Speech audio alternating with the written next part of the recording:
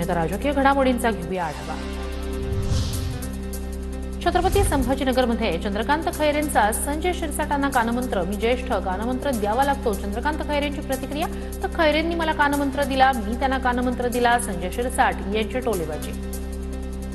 मंत्र दिला है, मैं त्यांना कानमंत्र दिलेला है। छोड़ो कल की बात पुराने, नए दौर से मिलके लिखेंगे नई कहानी। आमच्या वेळी खैरे उठून जायचे, त्यांना ते मान्य नव्हतं। घटना बाह्य आहे तर आज का थांबले? मी पालकमंत्री असताना का थांबत नव्हते? भुमरेंचा खैरेंना सवाल, तर खैरे आणि भुमरेंचा बोला काय? मविया सरकार स्थगिती सरकार होतं। मविया काळात कोस्टल रोडचं काही काम झालं नाही।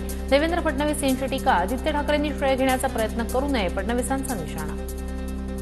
सगळ्या कामांना त्यांनी स्थगिती दिली होती। इथेही या ठिकाणी आपल्याला माहिती आहे त्यांच्या काळात काहीच काम झालं नाही। त्यामुळे विनाकारण श्रेय घेण्याचा प्रयत्न करू नये, मुंबईकरांनी बघितलेला आहे।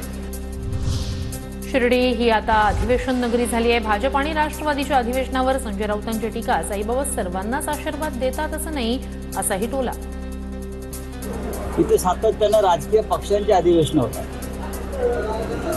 राष्ट्रवादी काँग्रेसचं झालं, भाजपचं झालं, आता काहीतरी अजून एक अधिवेशन होणार आहे। 25-30 हजार लोक तुम्ही जमा होता शिर्डीमध्ये आणि देशभरातून येणाऱ्या भक्तांवरती आक्रमण करताय। उद्धव ठाकरेंच्या शिवसेनेचं मुखपत्र असणाऱ्या सामनातून आणीबाणीचं समर्थन, इंदिरा गांधींना खलनायिका ठरवणारा इमर्जन्सी सिनेमा बॉक्स ऑफिसवर कोसळला, हीच इंदिरा गांधींची ताकद। सामनाच्या रोखठोकमधून अभिनेत्री कंगना रनौतवर टीका। राज्याची परिस्थिती पाहता कोणत्या गोष्टी करायच्या हे अर्थसंकल्पात सांगू, शेतकरी कर्जमाफीवरील प्रश्नावर अजित पवारांची प्रतिक्रिया। 5000 नवीन बसेस येत आहेत, प्रवाशांनी भाडेवाढ सहन करावी, ई बसेस आणायच्या आहेत त्यासाठी भार सहन करावा, एसटी भाडेवाढीवरून गुलाबराव पाटील यांचं वक्तव्य।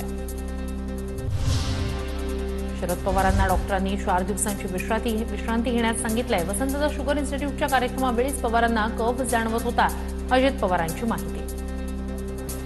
कोल्हापूरला जायचं, माझा कोल्हापूरला कार्यक्रम आहे, तो त्रास वाढला, मग मात्र ते मुंबईला गेलेत आणि 4 दिवसाची विश्रांती डॉक्टरांनी त्यांना घ्यायला सांगितलेली आहे आणि ते विश्रांती घेतात। मनोज जरांगेंचं दुसऱ्या दिवशीही आमरण उपोषण, तर जरांगेंच्या लढ्याबाबत माझ्या मनात सन्मान, जरांगेंनी सकारात्मकता दाखवली तर मी भेट घ्यायला तयार, पंकजा मुंडेंची प्रतिक्रिया। तर जरांगेंनी पुन्हा उपोषणाच्या नौटंकीचं हत्यार उगारलं, प्रसाद लाड यांची टीका।